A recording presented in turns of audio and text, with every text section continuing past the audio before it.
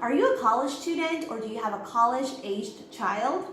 Here at the Southwest Florida Women's Foundation, we are currently on a mission to reduce student debt and help more Florida students graduate on time and with as little debt as possible.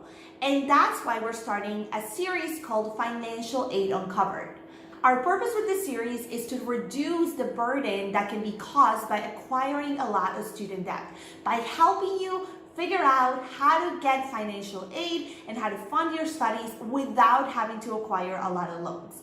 So our first video is going to be talking about the one thing that you always have to do whenever you're trying to make sure that you can get financial aid, and that is completing your FAFSA.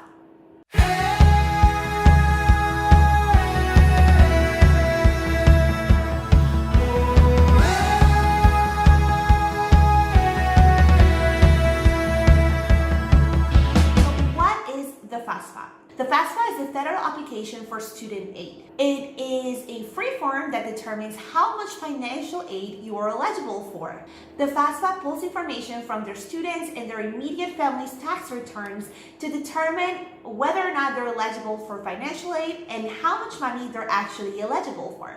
The FAFSA has a reputation for being really difficult and time-consuming to fill out, but fortunately, that is no longer the case. They've worked really hard at easing the application process, so we recommend that everyone who's entering college as a student completes the application.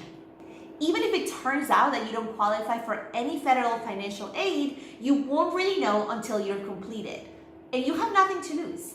Remember that every dollar helps when you're trying to minimize your student debt, so please do not skip this application. To begin the application process, all you have to do is go to the link right here and click on the blog post attached to this video where we're giving you all of the step-by-step instructions on how to get this application completed. But we want to talk a little bit about what you can expect to happen once the application is completed. So after you enter all of your information, you will get a report. That report is called your SAR, or your Student Aid Report. In there, you'll see a line that's labeled EFC. That stands for your Expected Family Contribution Score, which is the metric that colleges and universities will use to determine how much financial aid you're actually eligible for. Basically, the EFC score tells the universities and colleges how much money you or your family are capable of paying out of pocket each year. The score is calculated based on many factors, including your household income, liabilities, and how much is owed in assets. Generally, a lower household income means you'll also have a lower EFC score, so you can be expected to pay less money out of pocket. Your EFC score is usually an accurate estimate. However, your financial situation may have drastically changed from the time that your taxes were filed the year before to the time when you're applying. And if that is the case, we strongly recommend that you contact your college's financial aid office. Now, the way that they choose to address this will vary depending on every college, but it's something that you should definitely keep to mind. If your circumstances are drastically different, that is definitely something that financial aid offices should be aware of. So, who is eligible to receive federal financial aid? Well, first of all, only U.S. citizens and eligible legal residents qualify for federal financial aid. That means that DACA students are unfortunately not eligible for federal aid. If your parents are unwilling or unable to file the information required on the FAFSA, you may have trouble qualifying for financial aid.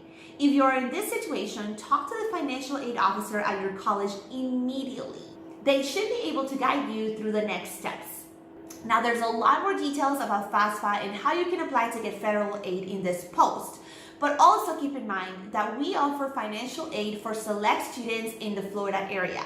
So if you think you may qualify for a program, visit fundwomenflorida.org to learn more about Earn to Learn and whether or not our program is right for you. Now, be on the lookout for our next video on this series where we'll be talking more about financial aid. Remember that our entire goal with these videos is to help you keep as much money in your hands as possible by giving you access to financial aid tools. So be on the lookout for that. Make sure you're following our page, and I will see you next time.